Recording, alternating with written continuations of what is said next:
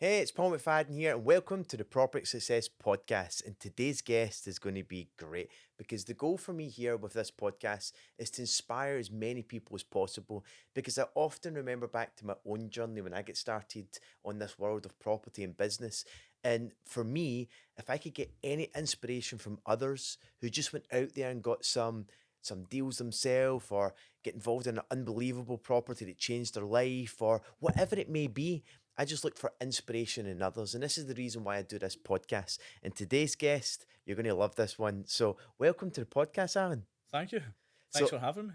oh, this is going to be great because we had a chat right before this started. I'm like, I wish we were hitting records because, you're getting into a bit more about your background and everything else. So, what I like to do with these here, Alan, is go back to the younger you.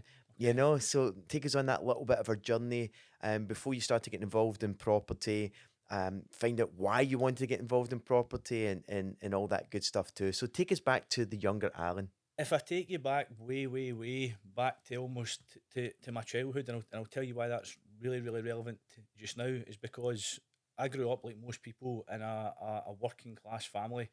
My mum worked for the council. She still works for the council. My dad had his own business, successful at that. He still has the business. However, they were from the generation where, like you'll have heard a million times, debt's bad. Don't borrow money. Cash is king. Save your money. So I've always grown up in that household, in that environment, and that's kind of carried through to my childhood. To give you an extent to how much my dad like has that mentality, we stayed with my gran until I think I was like 4 years old there thereabouts, because he just like wouldn't, either wouldn't take out a mortgage, or he wanted like a minimum borrow or something like that. He just refused like mortgages basically, right? So that was the mentality I had kind of growing up. So went through later life, and then basically my sort of first, what I would call proper job, was in I'm a chef to trade, so it was in a kitchen, and I absolutely loved it. Is the honest answer. In fact, it's probably the thing I'm a bit controversy most passionate about just now. I absolutely love the job. However, I done it maybe 5 years, circa thereabouts, and then I realised that, with respect, the money wasn't going to change my life. It wasn't going to give me what I was wanting to do, and I wouldn't be able to. I'd be working till right through to retirement and so on and so forth. So, long story short, I'd done that for a bit of time, left, went worked abroad, and then basically just done that for a circa a year, just to find that kind of in between thing before I find what I actually want to do. And then when I came back, I sort of fell into the motor trade and worked for Peter Vardy, which is where I've been for the last just over 11 years there. The job, I know I wouldn't be where I am just now without that job. It taught me a lot about business, financials, education. Um, However, I then probably got into a bit of what I would say the trap, is because I then had the opposite problem of the job I was in before. I'm now in a job where for the last, let's say, 11 years, I was making 70, 80,000 pounds a year. To the outsider, life probably looked good. At the time, my partner, we had a nice house. She had a brand new Range Rover, 5, 6 holidays. We were away lodges every weekend. To the outsider, life looked good. However, my issue was at that point in time is that I was literally donating every single moment of my day to the job. I was getting up 6 o'clock in the morning. I was working in different branches. We opened a branch up in Dundee. I was up there 6 in the morning, not getting home till 10, 11 o'clock at night. So, as much as to the outside world, my life probably looked good because of the materialistic things it was bringing, I deep down probably wasn't as happy. I'm definitely wasn't the best version of myself. So at the time that was fine, because I was in my 20s, and I went, there's time. There'll be time to find what I want to do, and sort things out. But we then then when I had children, that's pretty much kind of where it all changed. So 4 years ago I had Ollie, and then literally a year later I had Noah. And again, at the time it was sort of fine, but I knew this isn't sustainable, because when I was then I was leaving, as I said, 6 o'clock in the morning, giving them a kiss, still in their bed, getting home, I'm missing the full family life, and I'm giving them a kiss and they're in their bed at 10 o'clock, at night. So I wasn't seeing them. So I thought like something has to change. So when I was working in Dundee, to try and save the commute, then I bought this flat. So we were working when I was working there. We would commute. The family would then come up and we would stay there. And then when I wasn't working, we would come home. I then come back. This is how I basically get into property, right? It was like accidentally. So I then come back to work in Glasgow, and then I rent this place out. So I've now became an accidental landlord, right?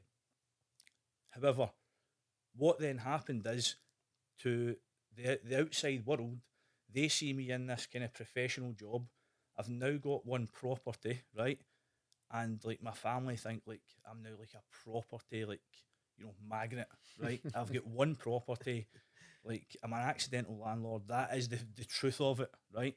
So what happens is, back in the 90s, my grandparents moved over to the Isle of Bute, and they buy this flat in this stunning old converted church manse. What I didn't know is the woman upstairs at the time was renting this out on Airbnb. And I didn't know any of this, right? So this woman's renting this out. My family now think I'm like this property guy with one property, right? So this is a kind of funny story. I get this call one day, right, from like this number I didn't know, and it's this woman, Katrina, her name was, right. This woman owned the flat, and she basically says to me, "You're the guy that's going to buy, but you're this guy that's going to buy my flat."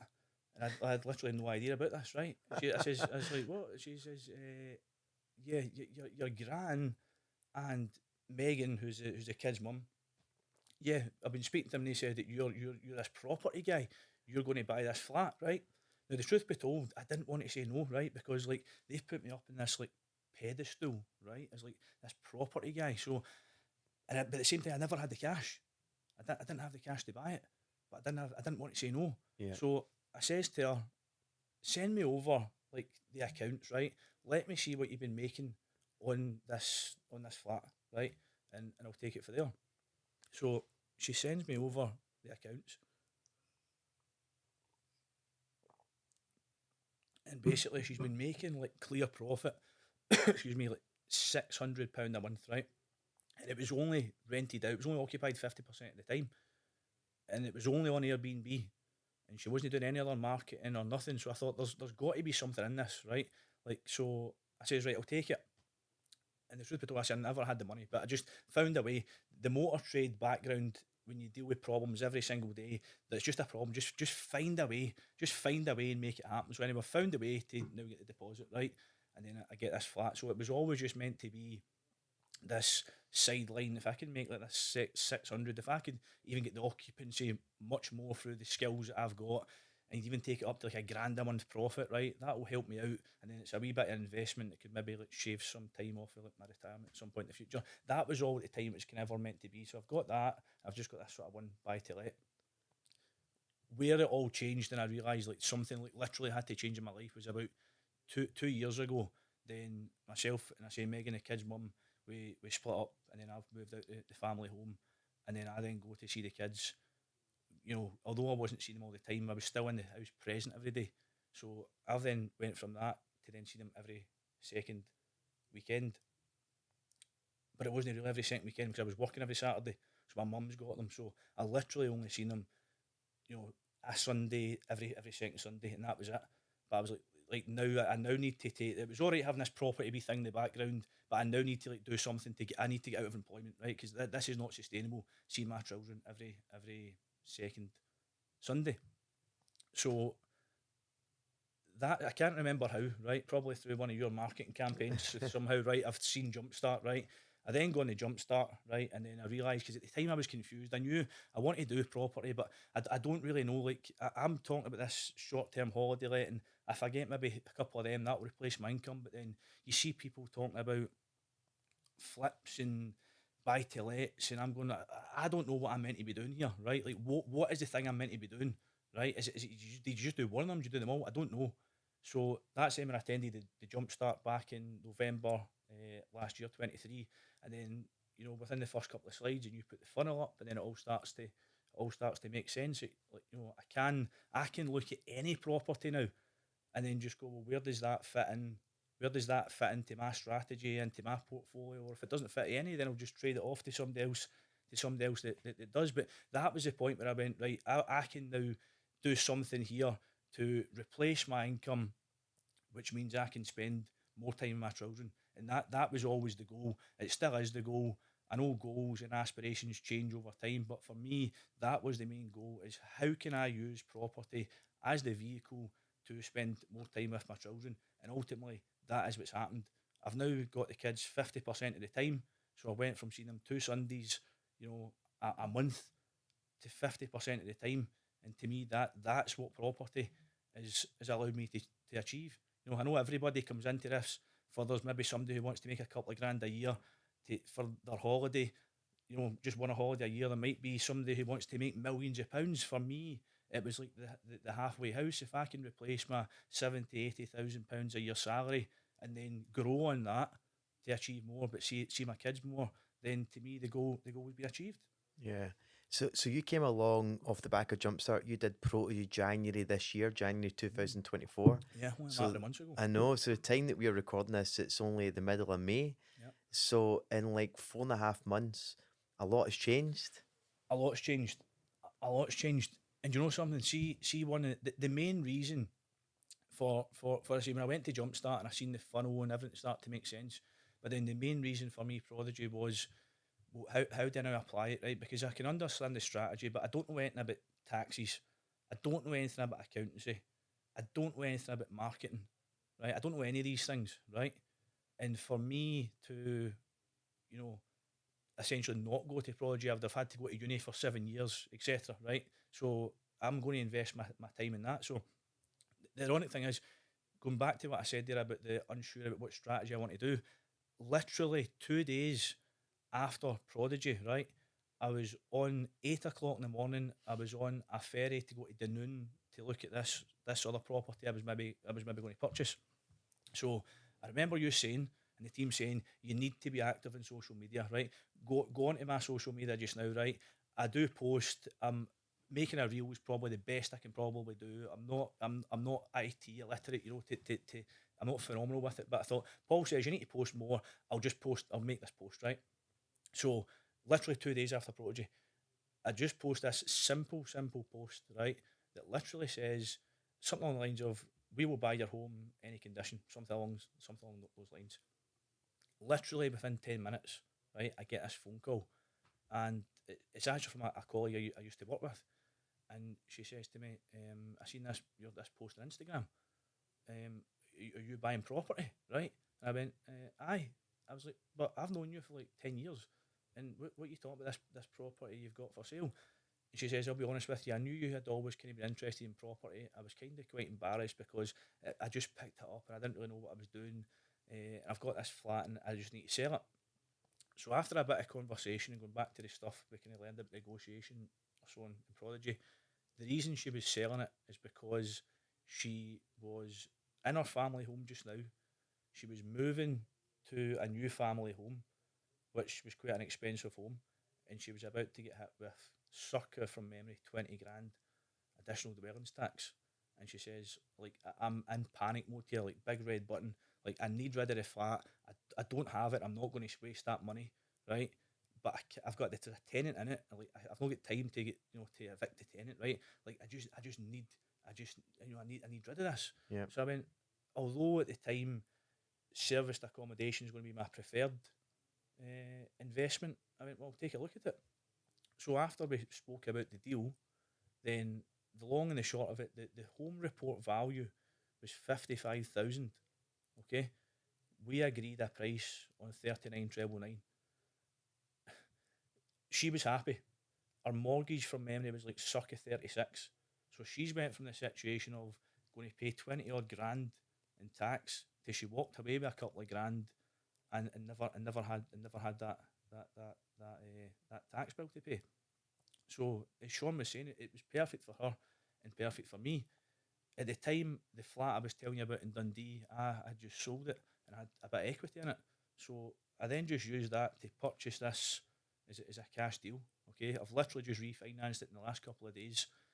The even better news is that the value from the lender was 58 grand when the home report was 55.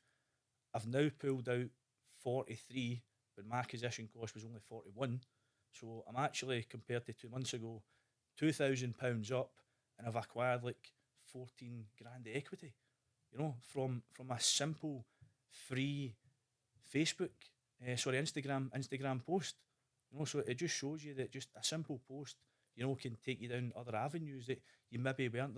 There's deals everywhere. There's people out there wanting, our help, and they're there. You just need to find them. Yeah, I love what you're saying here, Alan, because it's social media is a scary thing for most people, Aye, right? Because most people don't use it as a marketing tool. They aye, use it as sharing things about what they're up to in the family and whatever that may be. aye. But and this is why I always talk about it, especially at Protege. We spend a lot on marketing and all different ways of doing it. But the simple little things sometimes can be massively rewarding because as soon as you let people know that you're in the market to look to buy some Yeah. properties, you're going to be surprised at how many people reach out and find themselves in situations where they need help. Mm. And that's the thing that we teach. We obviously teach at Protege how to negotiate and communicate, and we teach it in how to approach things in an ethical manner. Yeah. And you keep on talking about, you've mentioned it a couple of times, the funnel, and that's the game plan for any investor. If you know the funnel, as in the multiple different exits, because most people just Yeah. think buy to let, buy to flip. They don't know there's many other Yeah. strategies to make a deal work. So the great thing for you is that when you have those strategies, and you know how to structure the deals, but more importantly, when you have confidence just to let people know that you're involved in the world of Yeah. property and you're buying some properties, the amount of people that reach out, you become a problem solver. Yeah. It's not like the idea that, because I get it all the time, oh, landlords are, Yeah. they take advantage of people, these investors. No, investors are buying the properties that people don't want, right? Yes. The rundown Yes. properties that nobody wants to buy. This whole idea that, that property prices are going up because of investors or there's no homes for people to buy. No, like first time buyers are not buying the stuff that we as investors Yeah. buy, right? So we're buying the rundown properties, transforming them to then rent out to a family that really wants to live there, Yeah. or of course to sell it on to those first time Yeah. buyers. But just by simply doing that, and that's what I recommend anyone does and anybody could do. And it's what I did in the early days of my journey, because for me, I never knew any different. Yeah. For me, I thought if I just let people know that I'm involved in property, maybe somebody will go, hey, I know this guy, he's involved in property, you should talk to him. And you Yeah. end up getting some property deals. 100%. And of course, if you know how to structure deals and know that it is a deal or not, then that's half the battle. Yeah. Now, I want to rewind a little bit because there's a lot to unpack from your whole story there, which I think would be great for people listening in. So, going from being a chef Uh-huh. into the motor trade, that's a total different thing altogether. Yeah. So, what was the driver in that? And was there always something in you to think that you could go and do that? Because that's a comfort zone stretcher from literally going from being a chef to going to sales. Yeah. What was your thought process there, and how did that kind of work out? Do you know what the honest thought process was, right? It was actually something quite simple. That transition was when I was, and I suppose it's ironic actually because my whole journey and everything I'm talking about is I just want to buy my time back, right? And I suppose when I look back, that was probably the same. So when I was in catering as a chef, I had to work every single Sunday, right? And the honest answer, I hated it because I was opening the door and watching people in the restaurant enjoying time with their family, and that was getting taken away from me. So at that time, I didn't know what to do. I then found out the reason specifically I went to Peter Vardy is because they're shut on a Sunday. So that is literally how I ended up there because I thought, well, I could buy my time back some way, and that's how I ended up there.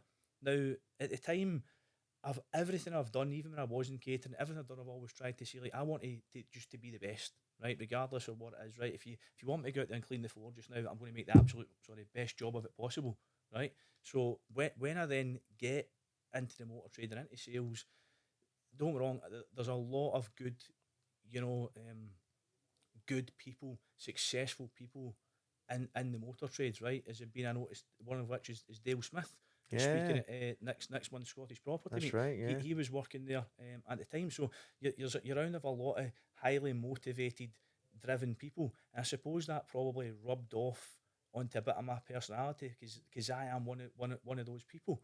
And listen, the thing about the motor trade that I absolutely love is it installs discipline, hard work. You know, for me, as much as you know, I'm now past the other end of that journey.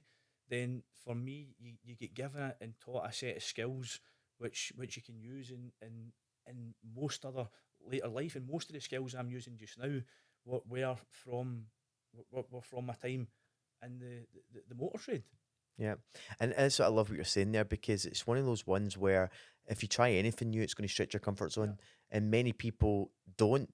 yeah. And it seems like you've done this multiple times through your life. Yes. It's this, and even when you come in here, it's like my first thing to a podcast, a comfort zone stretcher, you know, 100%. which is amazing because, like, if you just have that mindset of, look, I don't know the answers. I Yeah, haven't got it all figured out. yeah, I've got no idea what's going to happen. Like, I'm just going to make it happen. yeah, I'm going to learn. yeah, And see if you just take that, like the way that I like to give the analogy is that for those that are watching or listening, and I'm just pointing to kind of directions here, but if you're watching from the camera, so this is where you are, and this is where you want to get to, yeah, and in between is the performance gap, yeah. and everyone's goal is to close that gap, Aye. and the only way to do that is to commit to the thing that you want to do and learn, because as you become better at the thing that you're learning, you develop more knowledge, you apply yourself, you start to learn from what you do. That's how you close the performance gap. And before you know it, you're becoming great at whatever that you commit yourself to do. Yeah, 100%. Listen, the phrase that I used a minute ago, and is the phrase that I live by, right? Is it just find a way and make it happen. There is always a way. There's always a way. And one of the biggest takes that I took from Prodigy and from the Jumpstart, right, is the thing that people probably say to you the most is, oh, I can't get started because I don't have the money, right? Most of these people, because I was one of them, by the way, right, who had a blooming, fancy car in the driveway, but really I couldn't afford. I could afford the payment, but really I was living without my comfort zone, without my means. Sorry. So I had this car in the driveway. We had this nice house going on the holidays. So there's a lot of people. What you said there about social media, where just now I'm spending a lot of my time, just trying to find myself again. I'm going out hill walking. I'm going to the gym all the time. Spend time with friends and family, stuff that I never had before. But most of these people are then asking questions to me. Well, how do you get started? The first thing they're saying is, I don't have the money. And I'm saying, well, go and look at your own financial situation. I'm telling you, you do, right? You're driving, see that Merc in the driveway, just get rid of it. See the fancy house, just downgrade. Right, cut the holidays for the next couple of years. Like, you need to cut the cloth. You can't start something with nothing. You need to Yeah. find something. There is a way. And most people do have a bit of disposable income. Okay, I appreciate not everybody, but most people do have. There is a way. And by the way, see if you've ran all your checks and you've ran your finances, you've already cut your cloth. Just find another way. There's a bank. There's a thing called a bank. Go to them, get the money somewhere. There's always a way. Just Yeah. find a way and make it happen. But I know that I wouldn't have that kind of wee chip in there if it wasn't for my time in the motor trade, because it was a job where you just came across problems every single day. That's part of the job, and you just need to. There's no point getting stressed about it. Just find a way and just make it happen. Yeah, I mean that's the whole purpose of an entrepreneur, is to solve Yeah, problems, and it's already been ingrained into you. And I think it's good that for anyone to be involved in a business or employment or whatever that may be that has problems. yep, Things should not be plain sailing. Plain sailing will keep you well within your comfort zone. It will not give you any personal growth. It will keep you where you're at. hmm, You'll probably stagnate. You actually actively need to look for and search for problems. yep, And you need to have the right mindset and approach to not get overwhelmed by them. yep, And that's a process for people to go through, or to allow them to take you out the game. yep, And if you just persist and you've got a big enough why, and it sounds like for certain times in your life, that why has always been about buying back your Sunday, yep, right? It's now 100%, about buying back my time to be with the kids, yep, and when you've got that drive, yeah, for you, you said yourself, it wasn't necessarily about the money. yep, It's a byproduct of yep, it, but it was like, I have this challenge in my life. I want to overcome it, yep, because I'm waking up in the morning. I'm giving my kids a kiss in the morning. None that can see me to say yep, goodbye. And it's the same story at night. And enough's enough. yeah, 100%. For me, even just now, is even though I'm getting the time to spend with the kids, and I know you're the same because I've heard you saying it several times, right? Is that my time with the kids now is just more than time. I'm now getting to educate them financially educate them. I try and take for me, even my company name is a mixture of the three names, because I want that to be ingrained in them. And whatever they choose to do when they're older is up to them. But as long as that I can, when they get to a working age, I can confidently say I've given them all the skills and tools that I possibly can. As I said, I try and bring them on as many viewings as I can. They're only 3 and 4. They're still nursery. They've got their own wee high vises and stuff, just to try and make them feel part of the journey. Even Ollie, he's 4 years old, and I mean, like kids all are nowadays, they pick up everything, right? However, even when the property I was telling you about the purchase there, even when he drives by that, he goes, "Oh, Dad, that's that flat that we own, sure it is, right?" And I'm like, "Yeah, Ollie, that's correct." And he's like, "Yeah, the guy's called John that stays in there, isn't he?" Yeah, I'm like, "Yeah, that's correct." Ollie, he's like, "Aye, I think he's got 3 cats, doesn't he?" Like he knows everything. So Yeah, to that's me, so good. it's not just the time spending with them. Yeah, it's important to take them to the park, so on and so forth. But it's the time that I can bring them on the journey with me. And Mm, there's so many people. There's so many people I know out there in the same situation I was in, yeah, and they're a trap. And by the way, see, back then I would have been better off, when I think about it in hindsight, being better off in a minimum wage job, because I could have transferred to another one, but I was in the trap of I'm making 70, 80 grand, and I've now become accustomed to this lifestyle. And there's so many people out there. So through this, myself, yourself, other people in this network, if this can be used to inspire somebody else, because by the way, see, back then, I just wish, like, I was waiting on somebody like this situation, myself or yourself, just to like come to me and say, there is a way. Here's the blueprint. Go and follow that journey. yeah. We've all had to kind of discover it for yourself. But if I can just try and help and inspire some people who are in that situation, that there is a way. You don't need to be in property to be about property. It's just, I say I'm not passionate about bricks and mortar.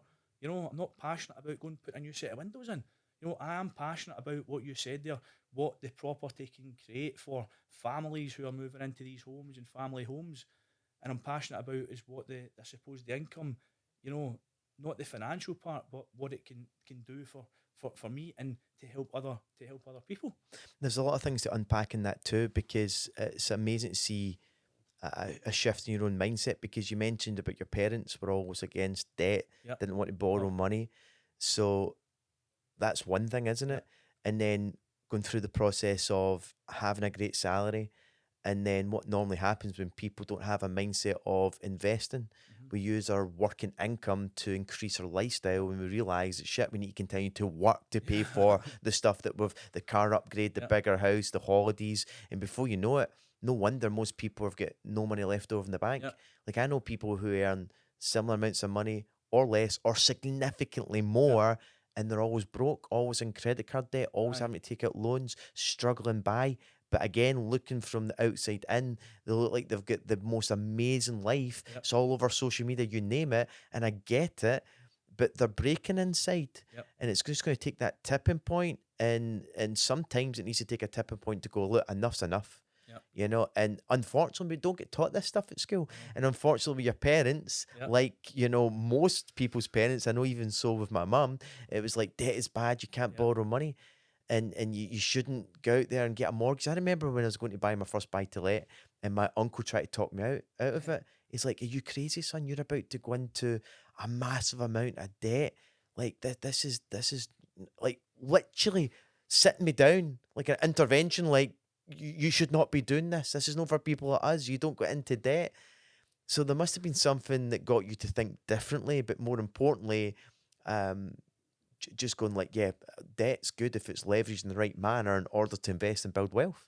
It's so funny, honestly, so funny you say that, because I literally had the exact same conversation with my dad about 3 or 4 nights ago. Right, long and the short of it, there's another offer I've got accepted, and I thought, well, if I'm going to get an investor, right, and give a return, well, my first port of call is I would rather give it to an opportunity to somebody I know who has the money, if they can make a bit of money. So I actually said to my dad, I've got this project, if you want to invest, but I was just up front and says, well, see, if you don't, it's not an issue. Because there's plenty of people that will, by the way. But I'd just rather you maybe made something of it if you want the opportunity. So he then started talking, so on and so forth, and it was the same conversation. And he said, I says, look, I want to build this up to X amount, so on and so forth. And he was in meltdown. He's like, you've got all these mortgages. You're talking about you're taking this bridge out here, you're remortgaging that. Like he's like, you've got all these mortgages. And I'm like, Dad, I showed him one. I went, see that £500 a month mortgage, right? That's making me nearly £2,000 per month profit. So who cares about the mortgage? But he's just seen the mortgage and he's like, meltdown, this is a terrible idea and all that. I'm like, that's fine. If you don't want to invest, that's fine. Like, I'll get somebody else. I said, but that's not the purpose of the conversation. But Yeah. he's in absolute meltdown. Oh, it's debt. I'm like, it's no, it's not. It's income. I know. I mean, the wealthiest people in the world, Elon Musk, Yep. he could have comfortably, with his own money, bought Twitter, now X. Yep. But he never, he leveraged, right? He 100%. borrowed money, he got investors in because he's clever that way. And it's a crazy thing because it's what we teach at Jumpstart. We always talk about the power of leverage, Yep. leveraging other people's time, leveraging Yep. other people's money. And those two things alone mess with people's heads. Yep. What do you mean leverage other people's time? No, if you want something done, do it yourself. Yep. You know, no one can do a better job than me. And it's limiting beliefs Yep. that we've been drilled into from such a young age because of going to school, then maybe college or university or getting a trade. And it's work, work, work. You need to work for your money, to earn your money. And I get that. Of course, I believe work ethic's incredibly important and you do need to work for it. But it's crazy how we don't let go of things. We Yep. try and do it all ourselves and afraid to outsource or afraid to partner with people, and that's the whole idea about property investing is you build your power team Yep. because you've got the power team, they support you. It now allows you not to think that you're only working 5 to 10 hours a week. You're working 20, 30, 40 hours a week because it's not you physically putting the time and effort in because you've got the collective team that support and help you that allow you to do so much more that you couldn't possibly do yourself. And then the flip side, we talk about leveraging money. In the world here, there's all sorts of different asset classes to invest in. Stocks and shares, crypto, businesses, you name it. They're all more volatile than investing in the assets that the banks want to invest in and give you a 100%. mortgage because the whole idea, the cheesy saying is safe as houses. Yeah. And it's only because if you look back in history, property prices are always continuing to go up. Yeah. And if I guarantee if you spoke to your dad and said, Dad, what was your first ever home? What's it worth now? I know. You know, I it know. would have just probably I made you should have say, actually brought him here actually and sat in the corner to maybe understands. I've actually been trying to convince him to maybe come to a Jumpstart event or something. yeah, oh man, but his head will explode, that's they for might sure. get there. I don't know. We'll soon see. But listen, see if he is, as I said, I'll do my own thing anyway, right? Yeah. So No, but I love what you're saying there because it was the same for me in the early days too. Who else would you want to make money and support? Yeah. Those closest to you. 100%. And unfortunately, and I say unfortunately because, you know, I do have people, I have friends, I have family now that get involved in a lot of things that I now do, but back then they didn't. And it's only because they didn't know me as the guy that was involved in property and Yeah. everything else. You know, that's something that comes later. One more thing I want to unpack as well, because I think it's hilarious. You spoke about how you were an accidental landlord, you had your Yeah. first buy to let, and everybody thought, oh my God, you're an investor. It's crazy what buying one property can do I know. to what everyone else's perception about you. I It's know. nuts. I know. However, what I will say to you is, and you're right, but however, I'm actually glad people had that perception because I would never have had this, the second deal, which was really that's the one that changed everything for me, was when I realised, well, the short term holiday lets is where I want to go. So I'm actually kind of quite glad, right? Even though at the time I never had the money, right? I just had to like find a way, right? But I'm glad they had the perception because then it brought that deal to me. You know, Yeah. and even now, and you're right, you're talking the social media, the amount of people that are now on board and messaging me all the time, how are you doing this? How are you doing that? How are you hill walking all the time? How are you doing this? And I'm trying to explain to them, this is through property. And there's many people I'm actually going to get to come to the Jumpstart event to get them to, to understand. Yeah. Because I'm just at that early bit. And for anybody Yeah. that's listening, I am just at that early stages. However, if I'm at this early stage and be able to leave, a 70, 80 grand a year job, right, then honestly, anybody can do it. Just find a way. Yeah. Just find a way. You've got such a great mindset, Alan, honestly, and it makes such a big difference. And one of the things I always talk about with any of my events is to change your social circles. If your social Yeah. circles aren't getting you to level up and getting you to have a more of a growth mentality, get around winners, people that are driven, people that are motivated. And if you don't have those people in your life, you need to find Yeah. them. You need to find them. Well, it's funny you say that because I was thinking to myself last night. I was actually lying in bed and I was thinking about this. Right? Do you know the amount of people? Right? There's one individual in particular that I speak to through the tribe. Right? On a daily basis, is very very supportive. Even I told her last night I was coming here. She's like, "Oh, good luck." Wow, really really supportive. Right? And I've never ever met this person in my life face to face. So see that circle and that community within the tribe and within the property world. You're talking about getting around the right people. That's the team of people with that mindset. There's Yeah. people, even I speak honestly, there's people I speak to in all the chats that we've got, and they're so supportive. And I've never met these people in my life, but yet you get people who you've known all your life, and Yeah. they're not as supportive. It's crazy, isn't it? So you should just get around the right circle of people. Yeah. Because it might just be that one wee message or that wee one bit of supportiveness to whatever degree it is that might just change my mindset or for that day. You Yeah. know? So you're off the back of Protege, less than 5 months. You've already got deals under your belt. You've transitioned to be full time in property, buying back your time. Yeah. How was Protege for you? Phenomenal. Honestly, phenomenal. It was, if I'm being 100% honest, right? 100% honest. Before I went in it, Jumpstart was great, right? And I was like, oh, I don't know, will I do this? Will I not do it? Right? And I kind of realised what it is. And in fact, actually, on the way out, I spoke to Alexa, and she literally told me it is now or never, right? And it was like, and she's right because that's what I had. It is now or never. So, but I thought to myself, well, you get you see things in YouTube, right, and they're free, right, and there's social media everywhere, right. But then I went, well, there's got to be something in this because why do people keep saying go and attend Protege, go and attend Protege, right? And for anybody that's watching or listening, the way I describe it to people who I'm saying, listen, I think you should go and do this, right? It's like a 7-year uni course, right? And people do that. My brother's done it. He went to uni for like 7 years, right, to get his job, right? So people do that. They're not adverse to it, right? It's, to me, it's like a 7-year uni course compiled into that week that you're there, and then obviously your full mentorship program, after that. But the amount of detail, to give you an idea, if I never attended Protege and learned just one thing, because it was a mistake I made when I was an accidental landlord and so on and so forth, I would have got a £6,000 tax bill for a mistake I made, right? And I've now got that because on part of the strategy which I realised. So the information and content that you get, all your it's stuff that you would take you months, years to try and figure out yourself. And by the time you figure it out yourself, you've going to lost all these deals and lost all that income and lost all your time and everything else. So for me, it was honestly like I literally would not be sitting here right now, right? I would have been in the branch I was working in, still there right now, and I wouldn't be sitting here right now if it wasn't for that attending that week of Prodigy. Do you know, it's unbelievable, Alan, because it's still very early on in your Yeah, journey, yeah, in the grand scheme of things.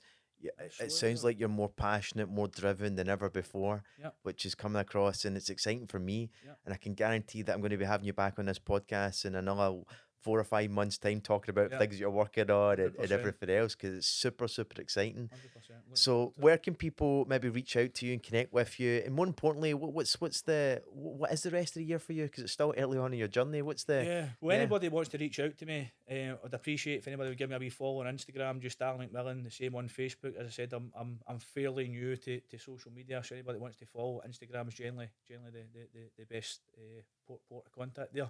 The rest of the year looks like for me, in terms of my personal life, which was always a goal. Summer's coming up, spend as much time with my children. That's pretty much it in my personal life. In terms of business life, I've got 2 deals which I'm looking to. Well, they've been accepted. I'm just waiting entry dates, which should hopefully get later this afternoon. Those two, there's just light refurbs on them. They're going to go again to short-term holiday lets. I've got a cottage, which Express have actually got the bridge funded on, sitting waiting to go, but there's a few complications with the deal. However, that's going to get fully renovated, converted into a luxury holiday home, big glass front, it's on the water, it's stunning. So for me, is really just getting these next couple of deals over the line, getting these projects going, and then if I can come out at the end of the year forecasting for next year that there's a good income coming. For me, this year's all about, the last year's been cutting my cloth, investing in the right strategies, just get setting the foundations, getting the contacts. But for me, I want to come out the year with an extra, 3 or 4, serviced accommodations, and then projecting it to next year. That next year's going to be a big financial year that can literally change myself and the kid's life.